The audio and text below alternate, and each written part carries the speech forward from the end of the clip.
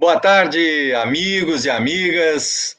Criado na década de 90, o domínio público foi exibido na TV educativa, depois foi exibido na Ubra TV, na TV Urbana e na Bá TV.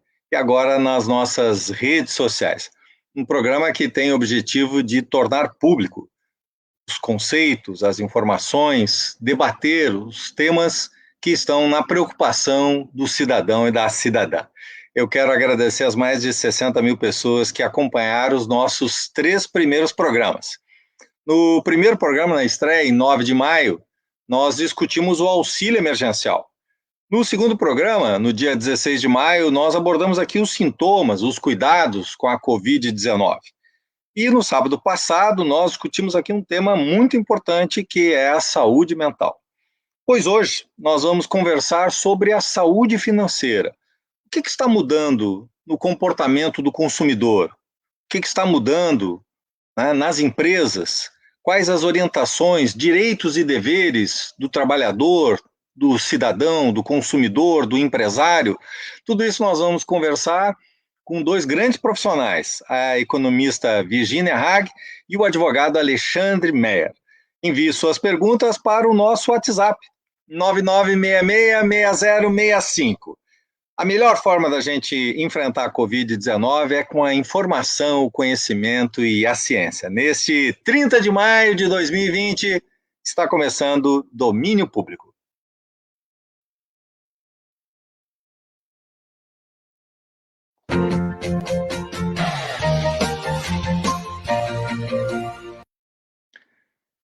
A Covid-19 é a maior pandemia dos últimos 100 anos.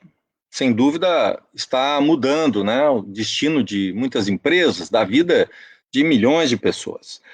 Para a gente conversar um pouco sobre essas alterações, mudanças no hábito do consumidor, mudança nas estratégias das empresas, a nossa convidada é a economista Virginia Hag. Ela é mestre em economia pela Universidade Federal do Rio Grande do Sul e tem especialização em neurociência, psicologia aplicada pela Mackenzie, uma profissional que já está radicada em São Paulo há muitos anos. E é porto-alegrense, mas está trabalhando em São Paulo e é a nossa convidada, né, para a gente poder trazer aqui essa reflexão, esse debate, né, sobre o que muda no comportamento das empresas e o que muda no comportamento do consumidor, né, que é a grande incógnita, né, a grande dúvida que todos têm neste momento. Então, Virginia, é um prazer estar contigo. Obrigado pela tua atenção, obrigado por nos atender, direto de São Paulo, nos atender nesse momento, não é tão difícil que passa a nossa economia. Eu já começo te colocando isso. A epidemia começou lá na China, né? Pelo menos são as evidências iniciais que nós temos, né? E os chineses, eles têm 2 ideogramas para definir a palavra crise, né? Um é oportunidade e outro risco, né? Nós temos hoje muitos riscos, mas a gente pode dizer que nós temos muitas oportunidades? Boa Sim, tarde. sim. Boa tarde a todos. Obrigada, Jair, aí pelo convite. Sem dúvida, né? A gente tem muitas oportunidades aí pela frente. Obviamente, a gente está, né, no início ainda, vivendo com muita incerteza, então a gente está enxergando mais as perdas do que vendo de fato as oportunidades. Mas elas existem, né? A gente já vinha em um processo de mudança grande, né? Assim, essa questão do home office, essa questão da digitalização, as empresas já estavam tendo que se adaptar a essas questões, só que o Covid realmente potencializou todas essas mudanças, né? E colocou todo mundo bem. Agora nós temos que ir, né? Não tem outra forma, né? E as pessoas ficaram sem tempo também para poder se adaptar. Mas o outro lado é que a gente está vivendo, assim, está tendo uma oportunidade de fazer um grande reset, né? E de implementar essas mudanças, que a gente ainda não está vendo os ganhos, mas que sem dúvida nenhuma vão trazer um grande aumento de produtividade, né, das pessoas, né? A gente vai passar de perder tempo em se deslocar, principalmente nos grandes centros, né? Vai deixar de ter custos que eram desnecessários, porque afinal a gente não precisa todo mundo todos os dias, né, no mesmo local físico, né? A gente não precisa disso, né, mais, né? A gente vai poder passar também daquela forma de gerenciamento mais antiga, muito focada na questão do gerenciamento por vigilância, né? Aquela velha história, aquele velho ditado, né? O que engorda o negócio é o olho do dono, né? E a gente sabe que não é assim, né? Essa é só uma parte da verdade, né? Então, a gente também está indo para um modelo de gerenciamento onde as pessoas vão ter mais responsabilidades. Claro, a gente vai ter que desenvolver essas pessoas para elas poderem adquirir o nível certo de competências, né, também, mas elas vão ter mais responsabilidade, né? E a gente também não vai precisar fazer tantas reuniões, né? Esses dias mesmo eu estava numa live com o pessoal da Dinamarca, né? E aí as pessoas perguntaram, a gente estava lá falando sobre essa questão de trabalho virtual, e o pessoal falou assim, mas quantas vezes a gente precisa se reunir no time por semana? Dizem, gente, não é por semana, não. A gente se reúne com o time uma vez a cada 2 semanas. Se cada um tem as suas metas claras, bem planejadas, né? Então, isso vai refletir também na forma como a gente planeja. Isso é um desafio para brasileiro, né? Porque a gente não gosta, a gente tem um senso de urgência muito bom, mas nessa questão de planejamento a gente ainda não é tão bom. E também a gente vai deixar, né? Até eu tenho brincado bastante, né? Em vez de a gente ter todos os anos, né? Aquela pesquisa onde são lançadas as melhores empresas para se trabalhar, a gente vai começar a ter, né, uma pesquisa um pouco diferente, né? Assim, quais são as empresas que proporcionam o melhor ambiente para as pessoas se desenvolverem? Então, é o que a gente chama, né, de passar de great place to work para um great environment to develop people, né, para desenvolver as pessoas. Então, eu acho que isso é um ponto importante, né, também. E a gente vai ter novos modelos de negócios também nas empresas, né, muito mais inovadores, né. Isso aí também foi um baque, né, a pandemia foi um baque na questão da globalização. Por mais que eu adore, né, a globalização aí como economista, etc., grande parte da minha carreira foi em cima de mercado internacional, mas eu tenho que reconhecer que as empresas vão ter que rever, né, isso também, né? A gente não vai poder ficar só dependendo da China, porque a China tem o melhor preço. A gente vai ter que ter as coisas também essenciais localmente, produzidas localmente, né? Então, assim, eu acho que está tendo, eu estou ajudando alguns setores, né, críticos, como o setor farmacêutico aí, em repensar, bem, o que a gente vai ter de produção local, né, também, o que a gente vai começar a ter de atração de investimentos, aproveitando até que as multinacionais também estão vivendo crises aí em diversos países e vão também repensar suas próprias estratégias de localização. Então, eu acho que assim, a gente tem uma grande oportunidade. É claro que as empresas vão ter que ser bastante inovadoras aí, muito criativas nesse momento de crise. Mas se a gente souber, né, ter calma e ir realmente construindo pouco a pouco o nosso futuro, colaborando muito com outras empresas, quando a gente não sabe bem o que vai acontecer, a melhor forma é a gente colaborando, né, e fazendo testes exploratórios pouco a pouco para a gente ver se dá certo ou não. Não tem outro jeito, né? Quando a gente não sabe para onde está indo, o negócio é a gente ir navegando, fluir, não se entregar passivamente, mas ir fluindo ativamente nesse movimento de mudança, né? Porque veio o Covid agora, mas a gente, daqui para frente, vamos sempre estar vivendo mudanças, né? Então, uma das coisas que a gente fala, né, que é essencial agora para o ser humano, é aprender a mudar, né? Essa virou a grande competência, né, dos próximos anos. Como é que a gente muda sem sofrimento, né? Também, com menos ansiedade. Então, isso é importante, né? A boa notícia é que agora, com a neurociência e economia comportamental, a gente tem bons instrumentos para aprender a mudar, né? De uma forma mais efetiva e com menos sofrimento. Virginia, tu falaste numa questão importante que é o mundo estava muito calcado, né, nessa questão da globalização, cadeias produtivas. A China tinha um protagonismo muito importante na indústria, mas isso gerou uma dependência muito grande e haverá um processo, talvez voltar para o elemento local, de tua cadeia produtiva está mais, a cadeia, né, logística, os sistemistas, está mais próximo das grandes empresas, né, dos grandes grupos, das grandes indústrias. Mas se fala muito, eu queria tu que é economista, tu está, né, vivendo aí também, né, a partir do principal centro econômico do nosso país, e quem mais sofre hoje, né, exatamente por ser essa locomotiva, né, do nosso país.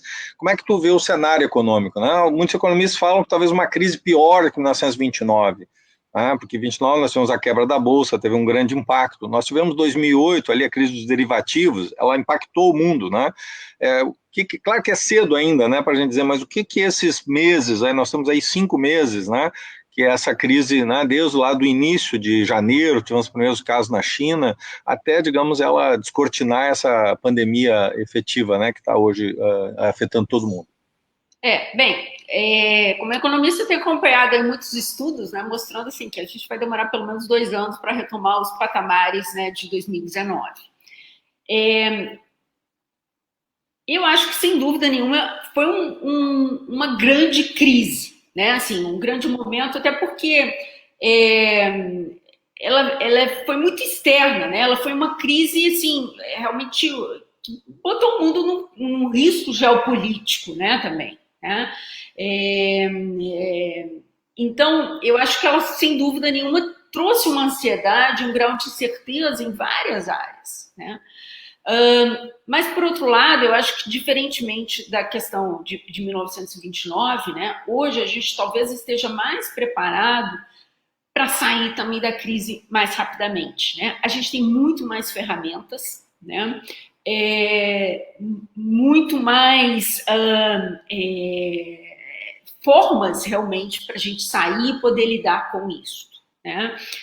Acho que alguns governos também estão muito bem preparados para isso. Então, assim, eu acho que esse é um lado positivo. Né?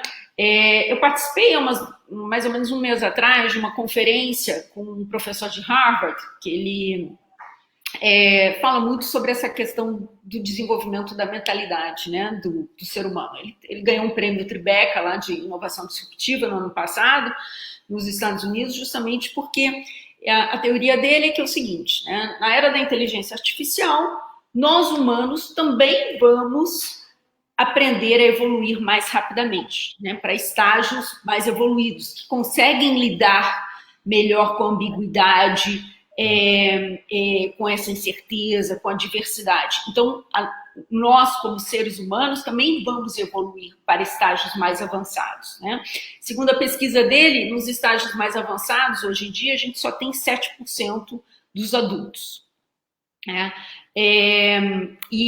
Mas que nos próximos anos há uma tendência, né, até porque a gente tem mais abordagens, mais ferramentas, a gente tem um maior número da população com essas mentalidades mais evoluídas. Né? E assim a gente também vai conseguir mudar mais rapidamente, né? E resolver problemas que até então a gente não conseguia resolver.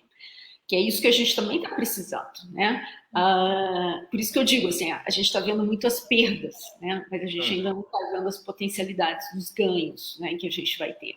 Então, eu acho que assim, vai ser uma recuperação, mas vai ser uma recuperação mais rápida e muito, assim, com muita mudança mesmo. Novos modelos de mentalidade, novos modelos, né, de cultura organizacional, novos modelos, inclusive,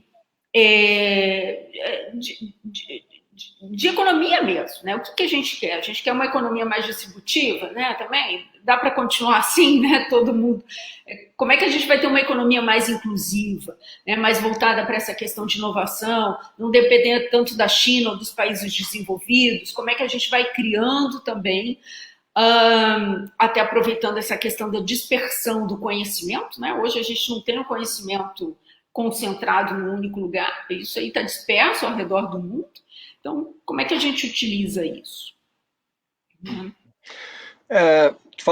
Citasse o caso, por exemplo, dessa conferência, videoconferência na Dinamarca. Até alguns meses atrás era comum, né, nós, uma reunião de trabalho aqui no país, dentro do Brasil, viajar de São Paulo para Porto Alegre, de Porto Alegre para São Paulo, para participar de uma reunião.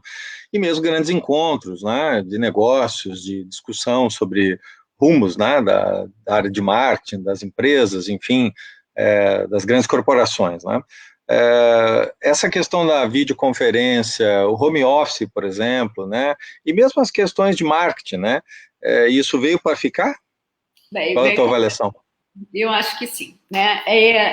Aí, de novo, né? Eu tenho um parceiro global há mais tempo, então eu já estava muito acostumada com essa questão de videoconferência. Eu via que aqui no Brasil a gente ainda tinha uma resistência, até porque o brasileiro gosta muito do face-to-face, né? E querendo ou não, o Covid colocou todo mundo nessa, né? Então, assim, não é uma questão de gostar ou não. Todo mundo teve que ir, né? E, ok, que o presencial tem uma energia, etc., né? Mas o virtual também te dá muita produtividade e te possibilita, né, a você ter mais tempo para tratar as pessoas, né, individualmente, de uma forma diferente, né? Tendo mais tempo para trabalhar com as pessoas as questões que elas precisam estar, de fato, desenvolvendo. Então, eu acho que isso é um ponto importante, né? Que a gente tem que aprender e aprender a se conectar com as pessoas também virtualmente, né? Porque eu estou aqui no virtual, que eu não, né? A gente não consegue estabelecer também uma energia aqui e não consegue também tá lidando com as questões, digamos assim, menos de trabalho, profissionais, mas que a gente também consegue lidar com as questões emocionais, as questões que as pessoas estão vivenciando, né? Então, esse é um ponto importante. E saiu uma pesquisa, eu acho que eu vi ontem, acho, se eu não me engano, no Yahoo, dizendo que 70% dos brasileiros não querem voltar a trabalhar todos os dias, né, nas organizações, né? Estou vendo algumas delas, já que já estão grandes organizações, estou pensando, poxa, a gente vai ter que fazer um escritório muito legal, porque senão as pessoas não vão querer vir aqui nem 2 vezes na semana, entendeu? Porque aprenderam também que tem ganhos, né, com isso. Ficar com a família, almoçar com a família, não ter esse tempo de deslocamento, também é bom, né? Então, eu acho que isso vai ter uma negociação, né? Não vai voltar mais a como era, né? Agora tem uma questão prática que a Eliane, que usou o nosso WhatsApp aqui, o 99666065, fazer uma pergunta. Ela diz, hoje muitas pessoas estão fazendo home office, mas como é que elas podem se organizar, né? Porque tem a coisa da família, né? Atividade com o filho, a casa, isso ainda é uma coisa que está, digamos, em construção, né, Virgínia? Isso é uma Exatamente. questão que as pessoas estão se habituando a isso ainda, né? Exatamente, estão se habituando. É claro que tem filho pequeno, né? É sempre mais difícil, né? Mas tudo é uma questão de mudança de hábitos, né? E de construção, né? Então, as empresas também vão ajudar as pessoas, né, nessa questão, né? A gente tem que aprender assim, ok, né? O que eu estou ganhando com isso, né? Às vezes eu costumo dizer, né? Tem em psicologia positiva, a gente usa um exercício muito simples, né? Que assim, é sempre, no final do dia, a gente tem que pensar quais foram as 3 coisas positivas que aconteceram nas últimas 24 horas e por que elas aconteceram, né? Porque às vezes a nossa mente, né, ela é voltada para o negativo, porque a nossa mente está lá programada para o tempo das cavernas, onde a gente tinha que sobreviver, né? Então a nossa mente a gente tem que focá-la nas coisas positivas, né? Então, quais foram as 3 coisas positivas que aconteceram hoje, por que elas aconteceram, né? Eu faço isso, inclusive, em família, né? Depois que eu aprendi esse exercício, desde que meu filho era pequeno, e antes de dormir, ele sempre me dizia, mãe, vamos fazer o exercício das 3 coisas positivas, né? Que ajuda a diminuir a ansiedade. Muito, né? E a ansiedade é uma doença muito atual, né? Os brasileiros o Brasil é um dos principais países nessa questão de ansiedade e aumentou muito na pandemia, né? Então, se a gente não, enquanto gestor, né, de equipes, e com a nossa própria família também não estiver trabalhando essa questão, vai ficar difícil, né? A gente tem que estabelecer isso. Olha, ok, o que a gente está ganhando com isso aqui, né? Quais são as possibilidades, né? Porque tudo tem um lado positivo, né? Então, a gente também tem que aprender a ver isso, né? Virgínia, nós falamos um pouquinho de, claro, videoconferências, né, a questão do home office, mas o comércio eletrônico também veio para ficar, porque eu vejo hoje até pequenos negócios que nunca usaram comércio eletrônico, o WhatsApp acabou entrando e sendo uma ferramenta importante. Quer dizer, o comércio eletrônico veio para ficar também, porque havia uma certa dificuldade, né, no país, algumas empresas estavam migrando, mas havia hoje me parece que assim, quem não fez não sobrevive, né? Quem não entrou no comércio eletrônico não sobrevive. Sim, e acho até que assim, a gente pode ver, né? Tem notícias aí, por exemplo, Magazine Luiza, né? Também falando, Uhum. né? Se deram muito bem aí em relação a isso. E, isso veio, né? E assim, o Brasil, né, é um dos países que mais tem facilidade para se adaptar a essa questão do comércio eletrônico, mais do que os países desenvolvidos, né? Tanto que o Brasil, segundo um ranking que saiu da Boston Consulting Group, falando das empresas que eles chamam de leapfrogs, né, que são justamente essas empresas que vivem do digital e que dão grandes saltos, né, de crescimento exponencial, né? O Brasil é um dos países que mais tem esse tipo de empresa aqui, né? Então, eu acho que esse momento acaba reforçando isso e essa necessidade, né, da gente começar a viver. E eu tenho visto também muitos amigos meus que tinham restaurantes acabaram indo também bem para essa questão, né, também de tentar usar, né, as redes, os apps da vida e fazer seu próprio site para fazer teleentrega. Então, assim, todo mundo está indo, né? Mesmo os pequenos negócios estão indo para isso, né? Treinamento também, tudo plataforma digital. E aproveitar, é que assim, a gente às vezes também tenta passar o nosso modelo de negócio, né, do jeito que estava, para o digital, né? A gente tem que lembrar, quando a gente faz essa passagem, a gente pode aproveitar, né, da eficiência, né, e da eficácia do digital, né? Então, fazer um treinamento virtualmente possibilita você usar uma série de ferramentas, né, que no presencial fica mais difícil, né? Então, você pode usar alguns aspectos da neurociência, da economia comportamental, que vão ajudar no desenvolvimento da pessoa, né? Em vez do presencial, né? Que você tem que ir ali, às vezes, fazer um treinamento em 8, 16 horas, né? E no virtual você consegue fazer isso ao longo do tempo e proporcionar, de fato, uma transformação maior da pessoa, né? Então, é isso que é a grande mudança de chave, né? Que a gente tem que, não é botar o meu negócio no digital, mas repensar o meu negócio, como é que ele pode ser mais eficaz ainda no digital. As empresas vão ter que planejar mais, né? Tu colocaste muito bem isso e novos métodos de gestão, isso faz parte, né, do teu desafio agora. A gente pode dizer que a inovação ela se torna ainda mais presente, quer dizer, a necessidade de inovar para o mundo empresarial, mesmo não só olhando as grandes empresas, mas também as pequenas e médias empresas. Sim, isso vai Já ser... era um tema importante, né? Mas hoje, talvez Mas mais ainda. com certeza, mais ainda, né? Acho que isso é um grande desafio para o governo brasileiro também, né? A gente tem que estabelecer formas melhores de estimular realmente a inovação, criar um ecossistema mais favorável para isso, né? Acho que algumas melhorias foram feitas nos últimos anos, mas a gente precisa acelerar isso aí. Até porque se a gente vai ter que localizar mais coisas, a gente não vai poder depender tanto das importações ou das multinacionais, né? Então a gente vai ter que trazer isso aqui para dentro, né? A gente vai viver uma fase, eu acho que é interessante também de nacionalização, né? De algumas compras que antes eram feitas, né? Até por uma questão de segurança, como também sim, oportunidades mesmo de atração de novos investimentos para cá, né? E as nossas empresas vão ter que estar bem preparadas também para essas parcerias estratégicas, as nossas universidades para ajudar as empresas nisso aí. Então a gente tem que acelerar isso aí, tornar mais fácil essas parcerias para a gente poder sair da crise mais rapidamente. O Cristiano, o doutor Cristiano aqui pergunta como fazer, provavelmente o pequeno comerciante, né, não as médias empresas, grandes empresas, mas o pequeno estabelecimento, a microempresa, como ele se adaptar ao comércio eletrônico? Quais são os caminhos? Como é que tu vê isso, Virginia? Eu acho que hoje, né, também tem algumas plataformas que possibilitam você já usar. Você não precisa criar a sua própria, né?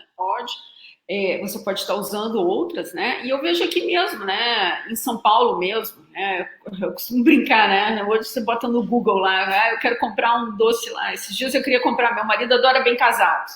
Eu vejo, eu vou botar lá, melhor Bem Casados em São Paulo, né? Apareceu uma série, assim, então até aquela fazedora de doces, né, caseira, né, ela consegue também um maior número de clientes, né, através dessa questão das plataformas, né, eletrônicas, né. Então é só uma questão de você realmente achar isso aí, né. Se você estiver fora, o teu espaço vai cada vez mais se reduzir, né. Então você tem que achar formas de se integrar, né? E isso eu acho que as associações comerciais, e principalmente eu acho que aí no Rio Grande do Sul, né? Isso é uma das coisas que eu sinto falta, né? Daí eu acho que assim, essa questão, essa cultura mais do cooperativismo, né? Das parcerias, funciona melhor aí do que aqui em São Paulo, né? Aqui em São Paulo eu costumava dizer, né? Por mais que várias associações setoriais que ficam ali na Fiesp tenham sido minhas clientes, eu dizia, olha, não é a mesma coisa fazer uma reunião na associação lá de imóveis ou de Bento Gonçalves ou fazer aqui, né? Então, eu acho que isso dá para aproveitar aí no Rio Grande do Sul, né? Bastante, né? Essa questão, né? Porque, como eu falei, vai ser mais fácil também sair da crise se a gente estiver colaborando, né? Conversando com outras pessoas, até para reduzir os investimentos, né? Para a gente poder criar coisas melhores juntos, né? Então, eu acho que esse é um ponto importante. Virginia, nós falamos bastante sobre as PJs, né, as pessoas jurídicas, empresas, né, mas claro que ainda é cedo, nós estamos num processo ainda, mas o que já aponta assim, de mudança para o consumidor, né, para as pessoas, porque a gente vê que tem já alterações, pega a China, tu já vê algumas mudanças no comportamento, até porque a China, digamos, é um parâmetro porque começou o primeiro, né, país onde começou lá em janeiro. Já é possível identificar algumas mudanças, ou pelo menos possibilidade de mudança de comportamento, né, a partir da pandemia? Eu acho que sim, sem dúvida nenhuma, né? Algumas mudanças. Eu acho que primeiro, assim, algumas mudanças por você mesmo, né? Por você parar e pensar, bem, eu fiquei aqui em quarentena, né? 60 ou 90 dias, eu acho que eu vou ficar mais que vocês, né? Em quarentena. Mas, ok, e do que eu realmente senti falta, né? Porque, afinal, os meus gastos se reduziram bastante, né? Eu praticamente não saí de carro, né? Então, preciso de carro, né? Já tinha um metrô aqui perto da minha casa, né? Tal. Será que eu vou continuar precisando do carro? Né? Do que de fato eu senti falta? Né? Eu senti falta de ir no shopping, né? Tal. O que é? Então, isso é um processo de reflexão individual de cada um e de pensar assim, poxa, também aonde que eu quero investir o meu tempo e o meu dinheiro também nessa questão da recuperação, né? Isso aí é uma reportagem num jornal francês, né, sobre quando foi liberado lá o comércio, né, estavam filas lá na Zara, lá em Paris, né, e o pessoal comprando coisa que não precisava, né. É claro que quando você fica muito tempo fechado e você sai, sei lá, você quer dar uma volta e vai comprar alguma coisa porque você está com saudade de comprar alguma coisa, né. Mas isso foi uma coisa momentânea, né, eu acho que essa quebra que a gente fez, querendo ou não, obrigou todo mundo a repensar um pouquinho, né, nos seus gastos, na sua vida, o que é importante, o que não é, né? E esses momentos, né, como os americanos estão chamando esse momento de um grande reset, né, uma grande oportunidade para você realmente deletar algumas coisas e colocar novas, né? Então, o que eu quero também daqui para frente, né? O que é importante para mim, para minha família. E daí mudar também os meus padrões passados, né? Inclusive de gastos e de consumo, para ir para uma coisa melhor, né? Melhor para mim, melhor para minha família, né? Eu quero investir mais em educação, eu quero... a gente também tem que lembrar que a gente vai ficar cada vez mais tempo no mercado de trabalho. Né? A gente provavelmente vai ser uma geração que vai ficar aí até os 70 anos, 75. Nesse mundo que está mudando rapidamente, quantas e quantas vezes eu não vou ter que repensar o meu negócio ou repensar a minha carreira, né? Quantas coisas novas eu não vou ter que aprender também. Então, eu também tenho que investir mais nisso, né? A gente tem que estar mais atento a isso aí, né? Acho que os consumidores, então, né, para sintetizar, eles vão voltar, né, mais preocupados com essa questão de finança, até porque também tiveram uma perda, seja nas suas aplicações, muitos deles também tiveram redução de jornada de trabalho, etc. Então, vão voltar mais atentos, né, aos gastos, vão estar menos sujeitos àquelas questões dos gastos por impulso, né?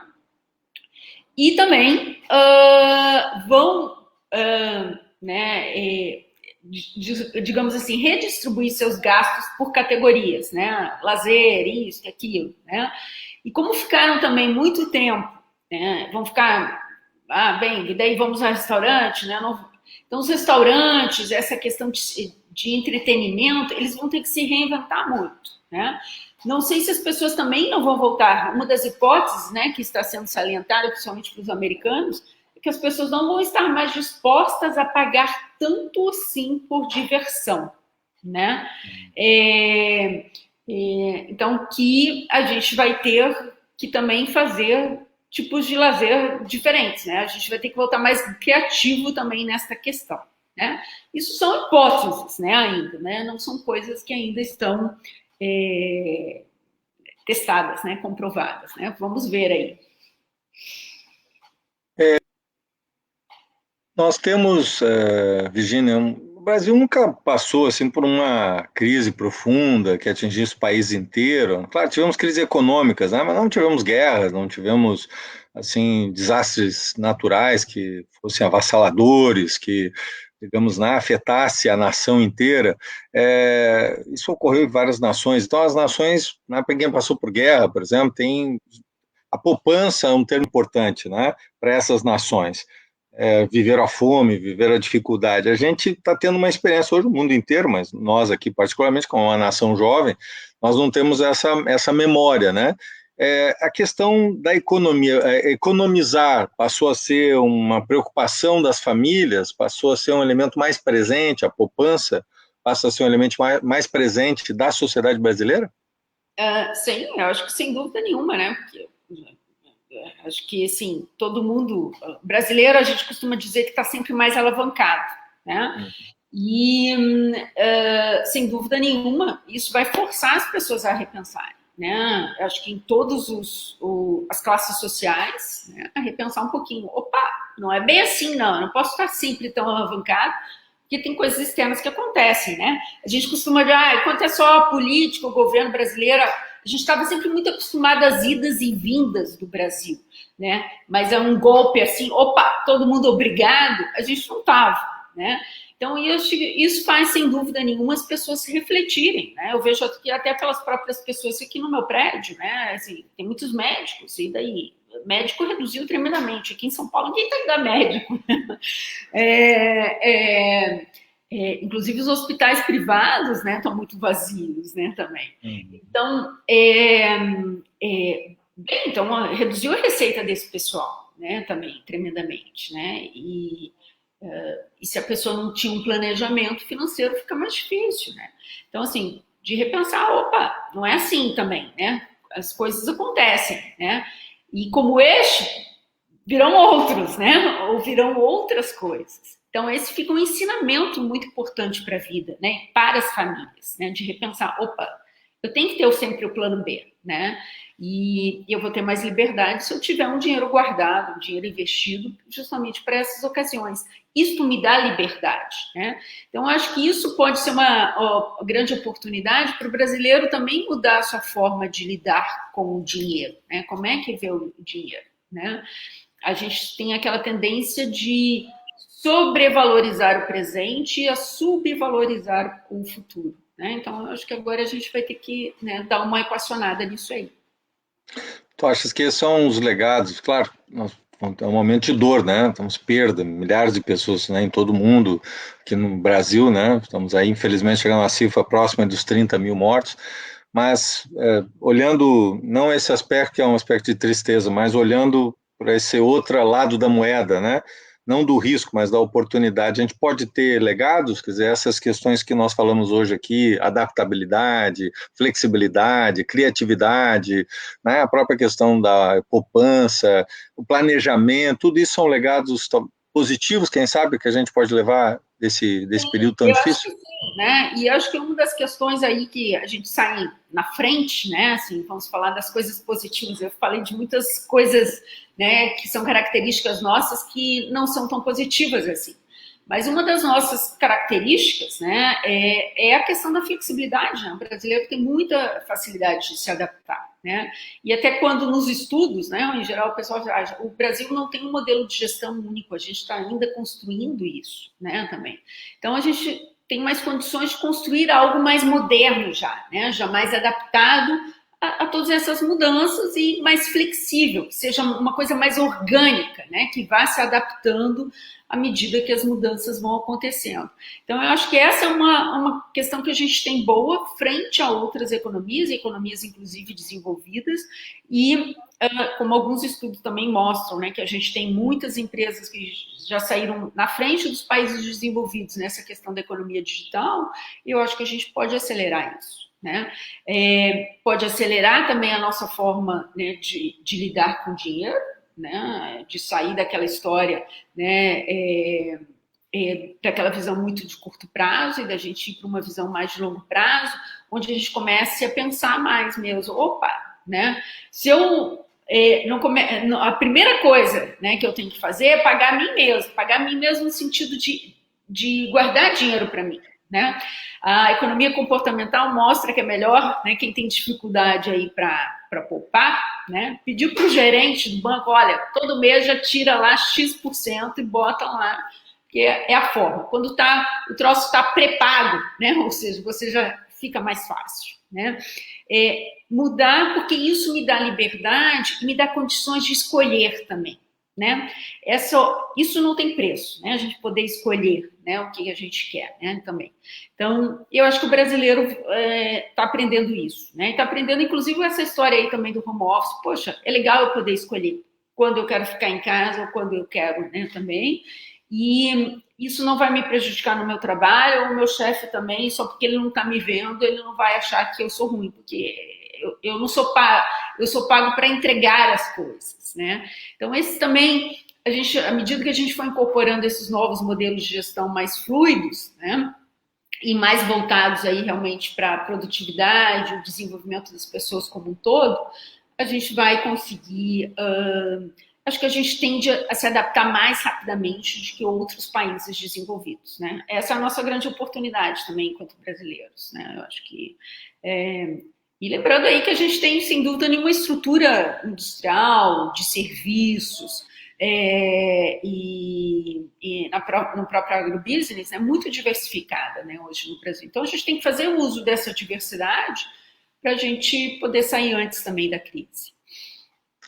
Obrigado, Virginia Hag. Agradeço muito o teu tempo, a tua disponibilidade nessa nossa conversa no domínio público sobre a situação, a economia, mudança, né, de hábitos do consumidor, também das empresas. Muito obrigado, Virginia. Um prazer aí poder falar contigo, viu? Tá, joia? Muito obrigada. Se alguém quiser dicas aí de finanças pessoais, também pode olhar no meu LinkedIn, aí, Virginia Hag, que fiquem à vontade. Hein? Muito obrigada. Obrigada, Jair. Foi um prazer. Obrigado, Virginia. Prazer enorme. Vamos agora continuar o nosso domínio público. Falamos sobre economia, sobre mudança de hábitos, né? Questão de economizar, mudança nas empresas, né? O home office, comércio eletrônico, isso vale para pequena empresa, vale, né, para grande empresa.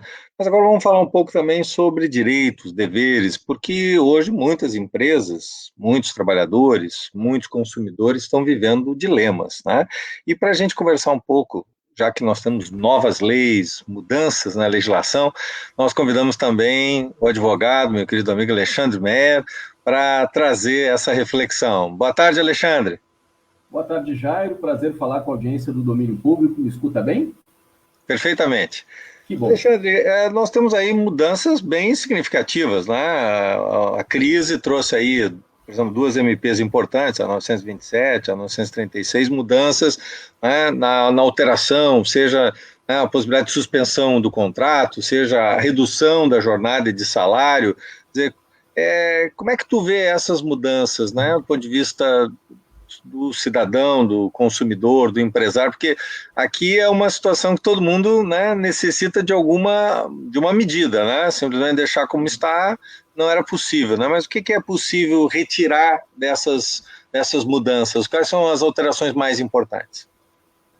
Olha, Jário, na verdade é um mosaico de coisas que articulam todo, que decorre, obviamente, de muito disso que tu conversava agora no bloco anterior com a Virgínia, e eu estava aqui ouvindo e assistindo atentamente aí o debate com a participação dela, né? Enfim, as implicações e os impactos econômicos nas diferentes cadeias produtivas do Brasil e do Rio Grande do Sul e da região metropolitana não se dissocia, né, do contexto nacional que vivemos hoje, mas a verdade é que a primeira preocupação expressada por essas MPs, e obviamente ela se expressou em primeira análise na MP 927, que é de 22 de março, né, é a primeira das que, vamos dizer assim, organizaram e criaram mecanismos até então não existentes no direito do trabalho, porque obviamente o Brasil, como vocês diziam antes, era um país não preparado para isso, né? Outros países, enfim, na geopolítica mundial, a gente examina que já possuem mecanismos para dar conta desse tipo de situação, enfim, principalmente lá no Sudeste Asiático, enfim, por conta de terremotos, furacões, e em parte ele próprio, agora falando um pouco de direito comparado, também por ter vivido epidemias mais recentes, né, o caso da SARS, lá no início dos anos 2000, que afetou Taiwan e outras regiões lá do Sudeste Asiático, mas o Brasil e a América Latina como um todo nunca viveu isso, né? Ou pelo menos se viveu lá na gripe espanhola em 1918, antes da CLT existir. Né? Então, CLT dos anos 40, né, da era Getúlio, a gripe espanhola, o auge dela é lá de 1918, né? É de lá que veio o termo quarentena, inclusive, né, dos navios que atracavam, né, nos portos e as pessoas não podiam descer em 40 dias, né? Não podiam desembarcar. Mas veja assim, a 927 ela regulamentou algo que de início a pandemia começou a produzir na relação de trabalho, teletrabalho, por exemplo, né, home office, né, é o que eu faço, por exemplo. A diferença é que eu sou profissional, não tenho empregador, sou profissional liberal, não tenho empregador. Mas tipo, o teletrabalho precisava de uma regulamentação melhor, ainda que ele tenha já surgido naquela reforma trabalhista do governo Temer. Ele precisava de uma medida que o automatizasse, que deixasse ele mais rápido, né? Tanto ele quanto uma automatização, vamos dizer assim, dinamização da utilização do expediente das férias individuais de parte do empregador, que ele pudesse colocar o trabalhador em férias de modo mais sério, e de férias coletivas também, e de suspensão de exigências, né, de segurança, saúde do trabalho e tal. Porque o que acontece? Antigamente se tinha muitos dias, né, em muitos casos tinha necessidade de participar os sindicatos laborais dessas questões, principalmente de férias coletivas, e agora em 48 horas o empregador consegue colocar o trabalhador em férias, desde 22 de março. Porque o que o legislador pensou aqui? Ele pensou o seguinte, olha, se tem como colocar o trabalhador em férias, a hora é agora. Né? Não tem sentido você manter a normalidade, a regularidade dessa relação de trabalho se o trabalhador não pode sair de casa para trabalhar. Então, emergencialmente, as férias foi, vamos dizer assim, uma solução imediata, paliativa, obviamente, porque ela tem limite temporal, mas, ao mesmo tempo, ela deu conta ali de poder atacar um pouco isso, né? Também a qualificação profissional, layoff, né, de colocar os trabalhadores em formação, né? E também aqui na 927 uma certa primazia dos acordos individuais escritos, né? Aqui na 927 os sindicatos perderam bastante o seu papel, extraordinariamente aqui, nessa questão mais episódica, né? De poder tornar o uso de férias mais automático, digamos assim, para usar um termo de mais fácil compreensão, e os acordos individuais aqui ganharam uma primazia, né? A primazia do acordado sobre legislado já é algo que vem sendo fortalecido na legislação trabalhista brasileira, também lá desde a reforma trabalhista do governo Temer. Já a 936, eu estou com a 948 na cabeça porque eu quero falar dela depois também, porque ela fala um pouquinho de questões aí do direito do consumidor, parênteses, né, em relação aos setores de cultura e turismo. Né? Antes do programa tive que falar um pouco sobre isso, lá no final a gente pode falar. A 936 trata da questão aqui do Programa Emergencial de Manutenção de Emprego e Renda, que oportuniza aqui ao empregador a suspensão do contrato de trabalho até 60 dias, e também da redução Não pode de jornada. passar de 60 dias, não pode ser mais 60 dias, Não, é só 60 não. dias. Ele até pode intercalar, Jair. Por exemplo, o empregador ele pode dar 30, aí o trabalhador volta, se daqui a pouco volta um pico da pandemia, ele pode dar mais 30, isso sim. Mas, por enquanto, a 936 está regulando até 60, da suspensão do contrato de trabalho. E o que acontece? Quando o trabalhador está com o contrato suspenso e quando ele está em redução de jornada, ele passa a acessar o programa do auxílio emergencial também. Uhum. Nesse caso, ele tem estabilidade? Digamos que ele volta para a empresa depois de 60 dias, ele pode ser demitido ou ele tem estabilidade? Essa pergunta é difícil, Jair, pelo seguinte, aqui é como se a gente tivesse uma notícia boa e uma ruim, tá? Grosseiramente, eu resumiria com a seguinte frase: a MP, sim, a MP deu a estabilidade, mas depois eu acho que ela não entregou, tá? Porque o que acontece? Tem um artigo da MP, que é o artigo 10. O artigo 10 diz o seguinte, que tem uma garantia provisória da manutenção do vínculo quando ele está em redução e suspensão de contrato, que dura, que percorre a vigência da suspensão ou redução, e depois ela ganha um igual período a mais de estabilidade. De estabilidade. Então, se suspendeu ou reduziu 60 dias, em tese ganharia mais 60.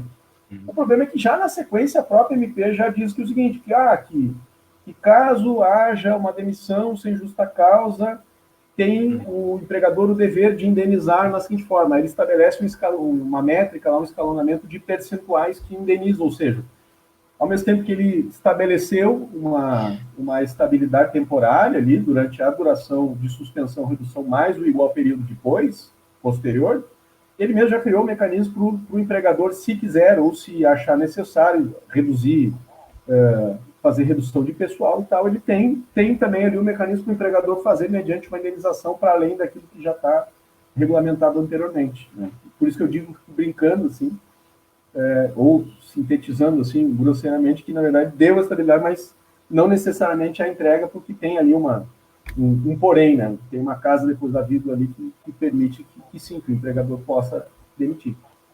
Agora, tem a suspensão do contrato, mas é possível também a redução de jornada, né? Isso é um outro mecanismo também possível, né? Reduzir 25%, 50%, até 75%, é isso, né? Exatamente. É nessa escala mesmo, né? Reduz 25, 50 ou 70%, né? Isso é o artigo 7º da MP 936. Né? Redução de jornada e redução de salário acompanhando também. Exatamente. Nesse caso aqui, o trabalhador já pode acessar o auxílio emergencial, já vira público-alvo, né? Tanto na redução ele pode acessar o salário-desemprego também, nesse caso, né? Eu acho que nessa hipótese, né? Sim. Então ele pode, acho que o valor máximo é em torno de R$ 1.800, né? Seria uma forma de complementar, né? Isso, e também o auxílio emergencial, enfim, que está dentro da mesma MP, né? Está dentro da mesma regulamentação.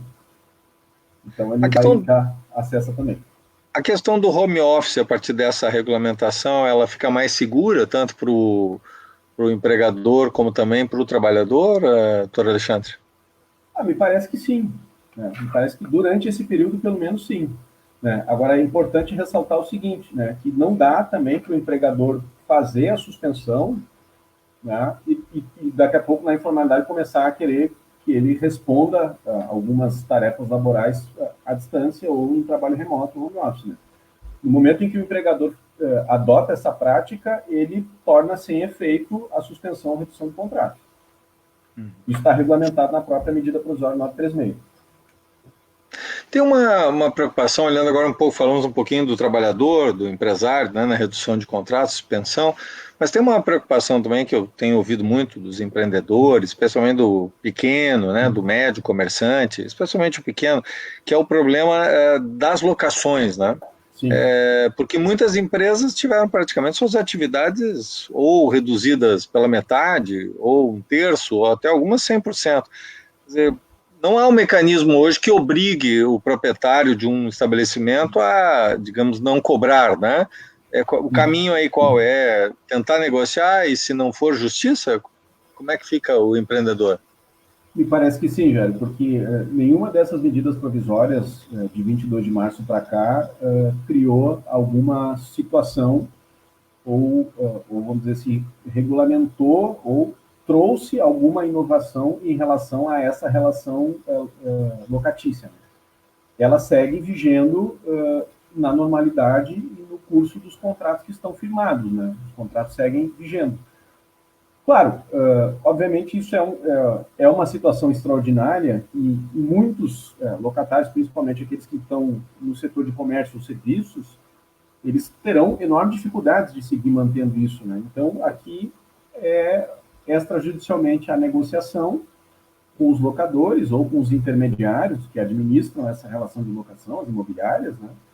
Para que se busque pedir aí um período de carência, de suspensão de cobranças, enfim, que se busque uma negociação.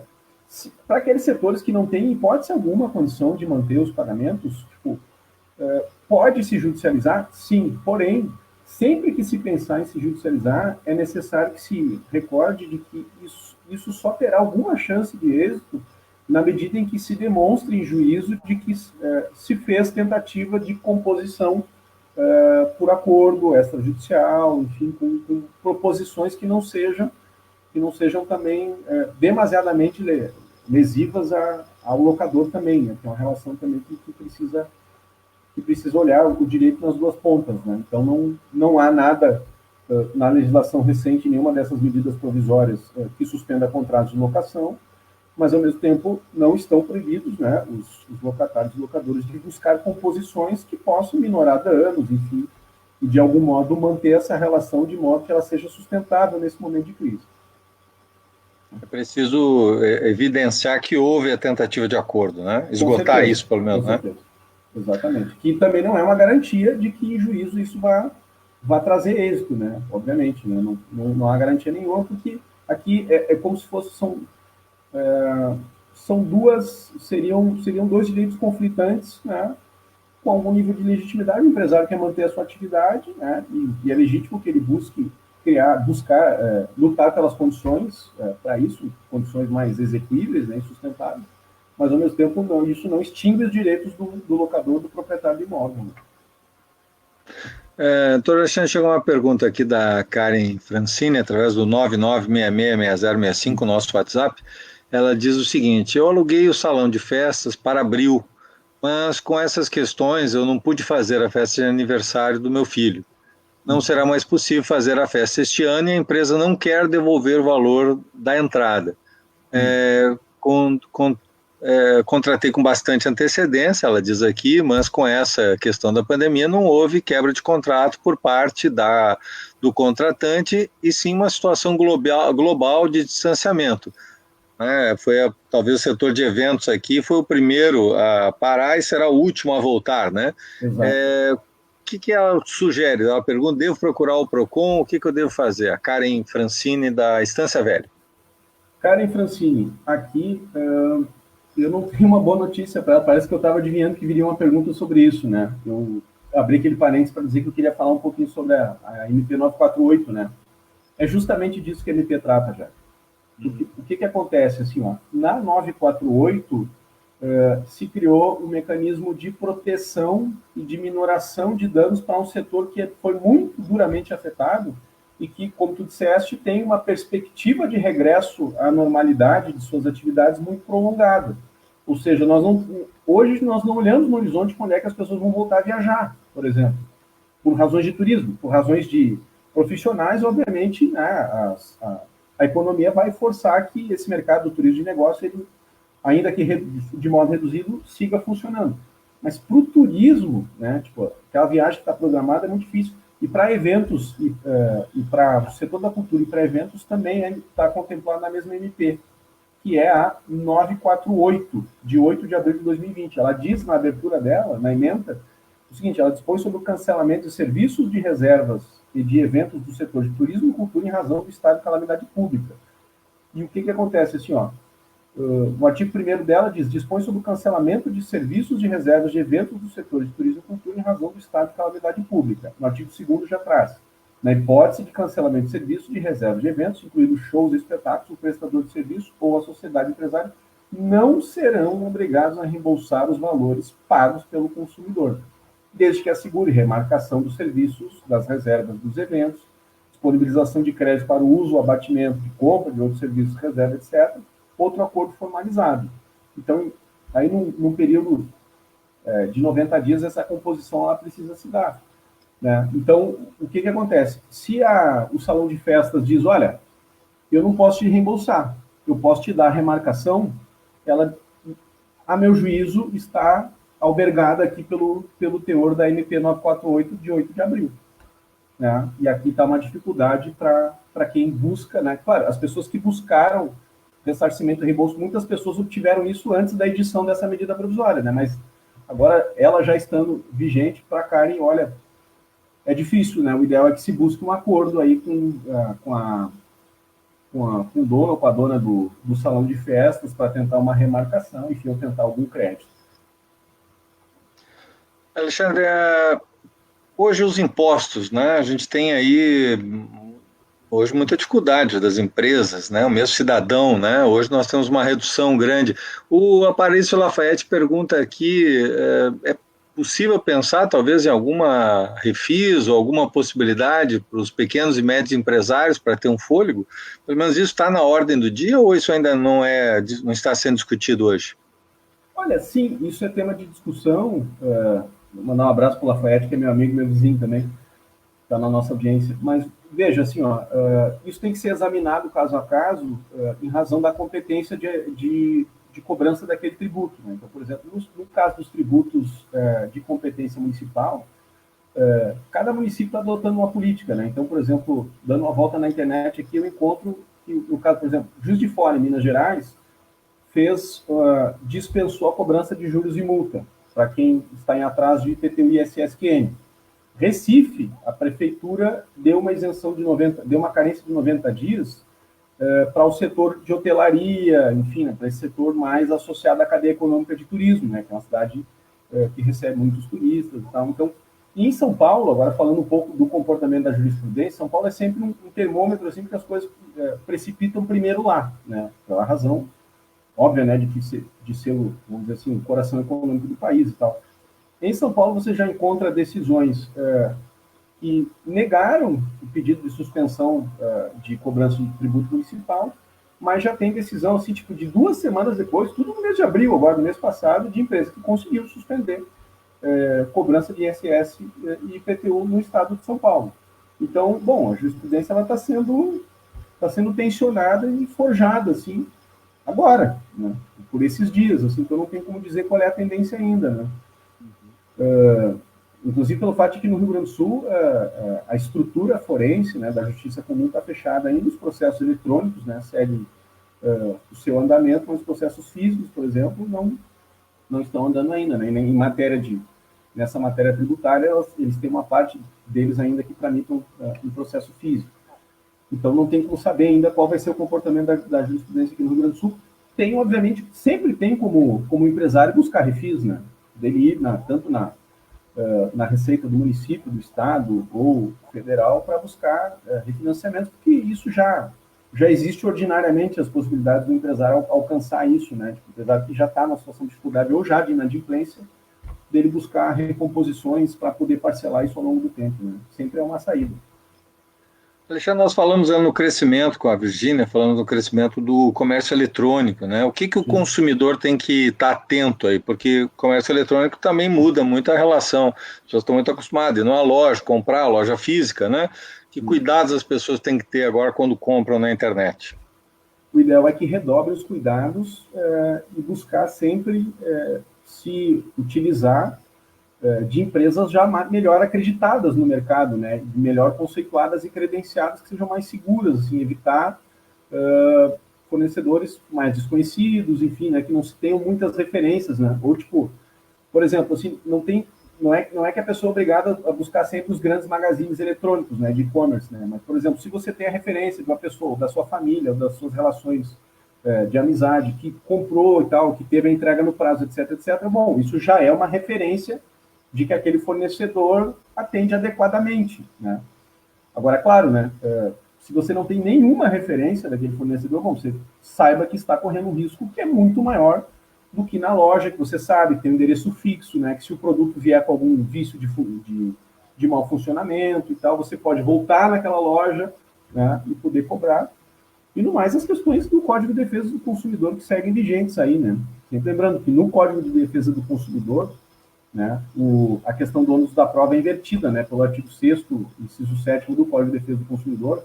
Quando o consumidor alega que foi lesado, o comerciante, enfim, quem prestou o serviço ou ofereceu, vendeu o produto, precisa comprovar que aquela alegação do consumidor não é correta, né? Então, isso é um mecanismo de proteção também para o consumidor, que está à disposição de qualquer um de nós, né?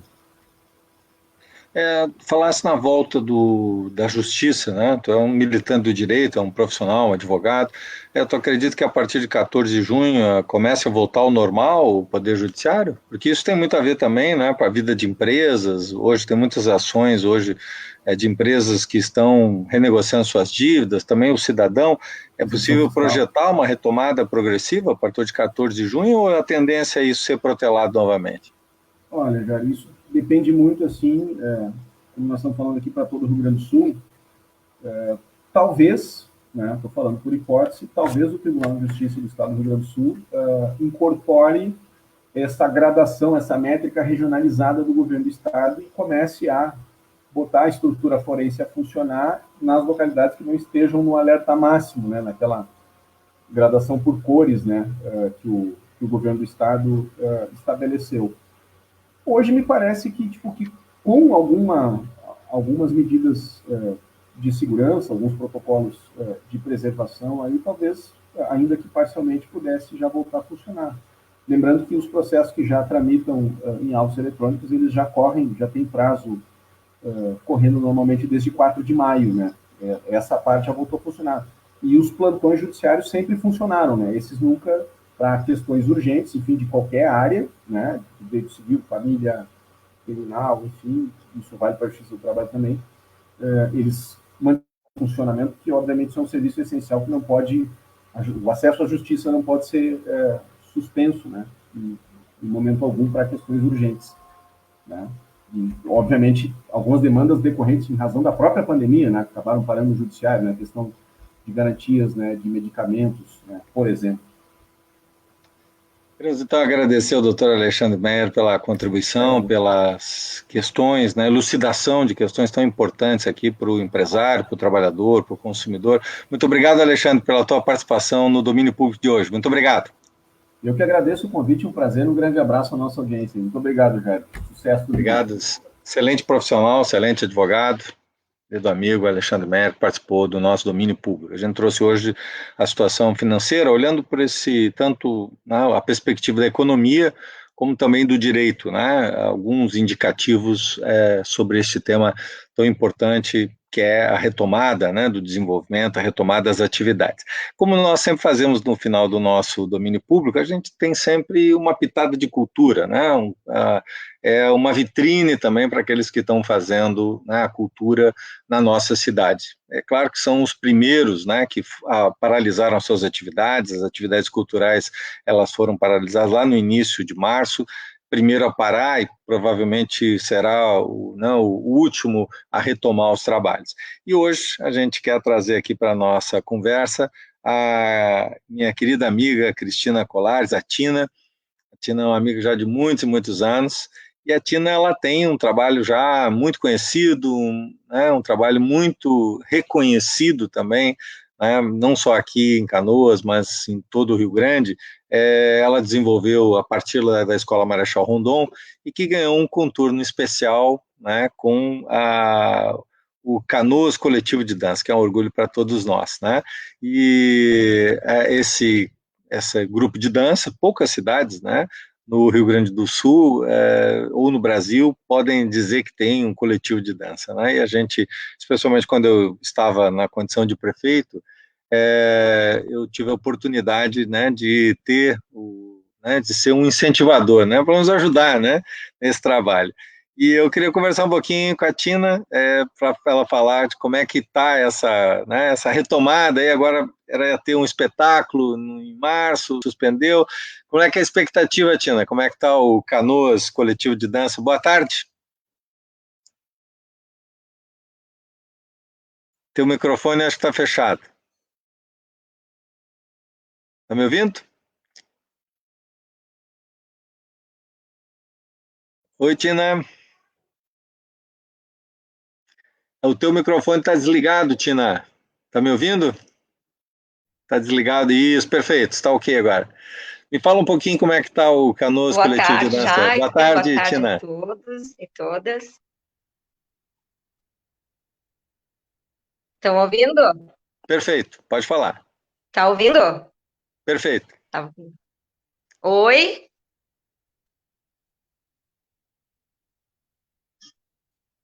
Deixa eu ver. O show foi cancelado agora em março, né? A ideia é voltar depois, Tina? Boa tarde a todos e todas. Então, nós estávamos para chegar em Canoas com um novo espetáculo, Sambaracotu, de É direção da mistura de Carlota samba com Albuquerque, maracatu, é isso ou não? Álvaro Rosa Costa e Simone Haslan. Seria a estreia no dia 27 de março, e nós tivemos aí a pandemia, né? Decreto. Sim, todas as agendas dos SESCs que estavam para ser realizadas, elas voltarão na ordem. Então, nós estamos muito, né, na expectativa. Isto, Sambaracatu, Ludum, Maracatu, Machixe, Samba. Um desafio, foi um desafio. Essa equipe maravilhosa, diretores, o Álvaro Rosa Costa, Simone Haslan. Temos a poesia da Eliane Marques e Daniele Costa. E as imagens do Heróica Conteúdo, Amanda Gatti e Tom Pérez, né? Esse vídeo que vocês verão, então, é um novo espetáculo do Sambaracotu, do Canoas Coletivo de Dança, que teve o seu batizado na gestão do governo passado, né? E do qual nós estamos dando continuidade, sim. Muito bem, vamos assistir então um pouco desse belíssimo espetáculo do Canoas Coletivo de Estamos Dança. gravado, é isso? Perfeito, Tina. Vamos lá? Vamos assistir um pouquinho desse vídeo? Nós estamos.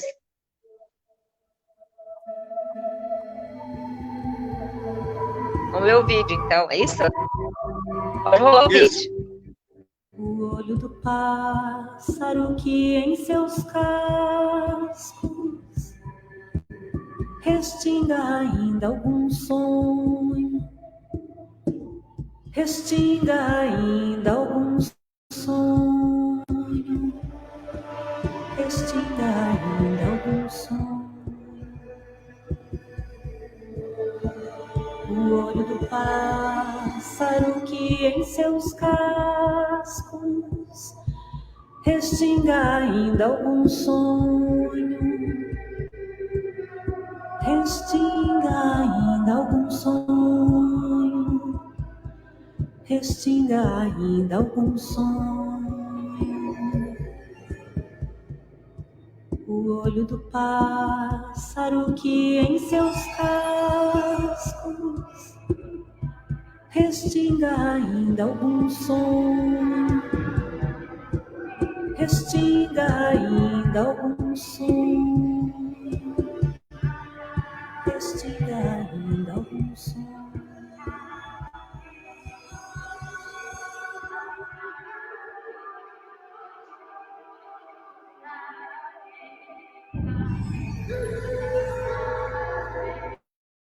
Quando a lua, em cirandas completas, desaceita os seus 75 nomes, mesmo assim, elas que não rancam o estrume dos calcanhares, vão, com as cabaças aninhadas nos sovacos e a dezena de cascas, de conchas, que comem como se fosse ovo, manchaduras miliárias de ossaturas sem mar, mandaram ladrilhar as paredes do poço, com pedrinhas de brilhante.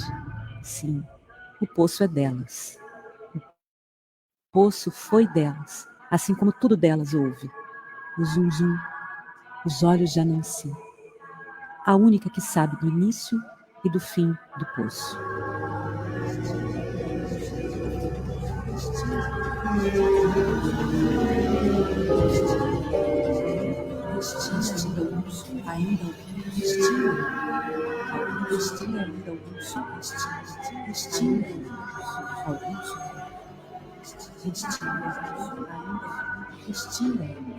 Restinga ainda algum som.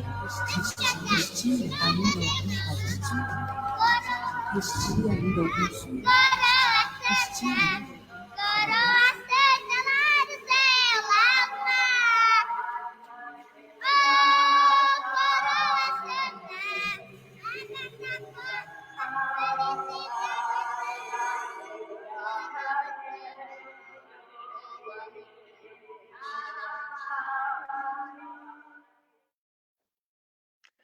Belíssimo trabalho do Canoas Coletivo de Dança. Esse é um padrão, né, internacional da nossa dança, desse grupo canoense, né, Tina? Parabéns, né? Obrigada, né? Obrigada pela oportunidade. Lembrando que esse espetáculo vai retornar a Canoas, aliás, vai estrear em Canoas, né, com o elenco daqui de Canoas, direção de Carlota Albuquerque, Álvaro Rosa Costa e Simone Haslan. É um espetáculo que fala dessa brasilidade, né, desse momento, dessa diversidade desse Brasil.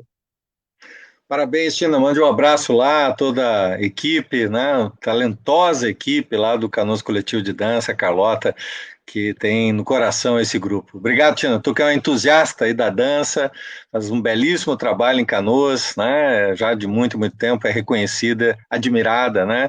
É um exemplo aí de alguém que ama a cultura. Obrigado, Tina. Obrigado pela tua participação. Pois, meus amigos e amigas, nós estamos encerrando mais um Domínio Público. Agradeço a tua participação, compartilhe, curta. Aqui nós estamos discutindo aquilo que é essencial, olhando para frente, que é exatamente a forma da gente pensar e discutir os problemas da nossa cidade, os problemas do Rio Grande, os problemas do Brasil. Por isso, Domínio Público, né, deixa para a próxima semana um outro tema que está na nossa preocupação: alimentação, exercícios físicos. Como é que fica a nossa saúde? Quais são os cuidados? Vamos ganhar alguns quilinhos? Vamos perder uns quilinhos? O que a gente tem que cuidar na alimentação e nas atividades físicas para manter a saúde física? Falamos da saúde mental, falamos da saúde do bolso, pois vamos falar um pouco também nessa outra dimensão. Assista no próximo sábado, sempre às 15 horas. Muito obrigado pela tua participação, muito obrigado pela tua audiência. Não deixe de mandar sugestões, perguntas pelo WhatsApp 99666065. Domínio Público fica por aqui. Te espero no próximo sábado. Até lá!